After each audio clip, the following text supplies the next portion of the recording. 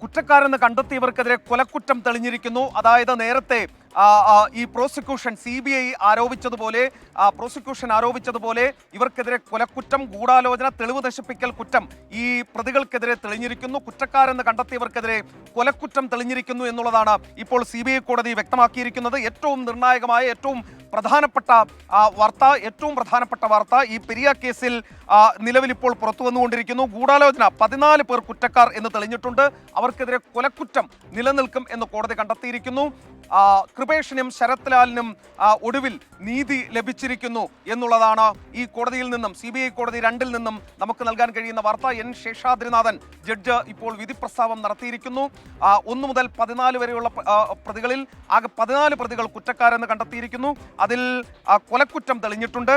ഇതിൽ വിട്ടയച്ചിട്ടുള്ള പ്രതികൾ ഇപ്രകാരമാണ്: 9, 11, 12, 13, 16, 18, 17, 19, 23, 24 പ്രതികളെ വിട്ടയച്ചിട്ടുണ്ട്. അവർ കുറ്റവിമുക്തരാണെന്ന് കോടതി പറയുന്നു.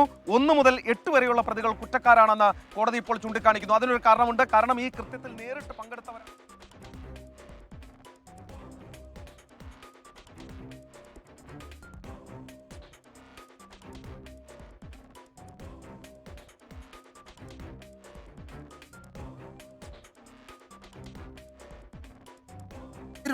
ഒന്നാം പ്രതി A. പീതാംബരൻ, അദ്ദേഹം മുൻ ഏരിയ സെക്രട്ടറിയാണ്, ലോക്കൽ കമ്മിറ്റി സെക്രട്ടറിയാണ്. CPM-ന്റെ അറസ്റ്റിലായ ശേഷം അദ്ദേഹത്തെ പാർട്ടി പുറത്താക്കിയിരുന്നു. അദ്ദേഹത്തിന്റെ സുഹൃത്ത് 2-ാം പ്രതി സജി C. ജോർജ്, സജി എന്ന് വിളിക്കപ്പെടുന്നു. 3-ാം പ്രതി KM സുരേഷ് കുറ്റക്കാരനാണ്. 4-ാം പ്രതി K. അനിൽകുമാർ, അബു എന്നറിയപ്പെടുന്ന അനിൽകുമാർ. 5-ാം പ്രതി ജിജിൻ. 6-ാം പ്രതി R. ശ്രീരാഗ്, കുട്ടു എന്നാണ് അറിയപ്പെടുന്നത്. 7-ാം പ്രതി A. അശ്വിൻ, അപ്പു എന്നറിയപ്പെടും. 8-ാം പ്രതി സുബീഷ്, മണി എന്ന് വിളിക്കുന്ന സുബീഷ്. 9-ാം പ്രതി A. മുരളി. 10-ാം പ്രതി T. രഞ്ജിത്ത്. 14-ാം പ്രതി K. മണികണ്ഠൻ ഇതിലെ CPM-ന്റെ പ്രധാനപ്പെട്ട നേതാവാണ്. അദ്ദേഹം ഉദുമ മുൻ area secretary, Kanhangad block panchayat പ്രസിഡന്റാണ്. CPM-ന്റെ വളരെ പ്രധാനപ്പെട്ട നേതാവാണ് ഉദുമയിലെ.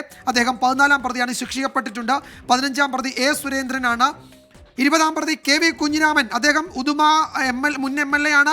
CPM-ന്റെ ജില്ലാ സെക്രട്ടേറിയറ്റ് അംഗം, ജില്ലാ കമ്മിറ്റി അംഗമാണ്, പ്രധാനപ്പെട്ട നേതാവാണ്. ഈ രാഘവൻ നായർ എന്നറിയപ്പെടുന്നത്, അദ്ദേഹം പാക്കം ലോക്കൽ കമ്മിറ്റിയുടെ സെക്രട്ടറിയാണ്. KV ഭാസ്കരൻ 22. അതായത് 1 മുതൽ 8 വരെയുള്ള തുടർച്ചയായുള്ള പ്രതികൾ കുറ്റക്കാരാണ്. KV കുഞ്ഞിരാമൻ കുറ്റക്കാരനാണ്. അതുപോലെ പീതാംബരൻ എന്ന 1-ാം പ്രതിയും കുറ്റക്കാരനാണ്. CPM ബന്ധം വ്യക്തമായ ഒരു രാഷ്ട്രീയ കൊലപാതകമെന്ന് എല്ലാ തരത്തിലും പറയാവുന്നതാണെന്ന് കോടതി കണ്ടെത്തിയിരിക്കുകയാണ്. അതുകൊണ്ടാണ് ഇതിൽ KV കുഞ്ഞിരാമൻ എന്ന CPM-ന്റെ കാസർഗോഡ് പ്രധാനപ്പെട്ട നേതാവ്, മുൻ MLA ആണ്, ജില്ലാ കമ്മിറ്റി അംഗമാണ്. വടക്കൻ കേരളത്തിലെ തന്നെ CPM-ന്റെ അറിയപ്പെടുന്ന നേതാക്കളിൽ ഒരാളാണ് അദ്ദേഹം. KV കുഞ്ഞിരാമൻ കുറ്റക്കാരനാണെന്ന് വിചാരണ കോടതി വിധിച്ചിരിക്കുന്നു. 1-ാം പ്രതി പീതാംബരൻ പാർട്ടിയുടെ പ്രധാനപ്പെട്ട പ്രാദേശിക നേതാവാണ്.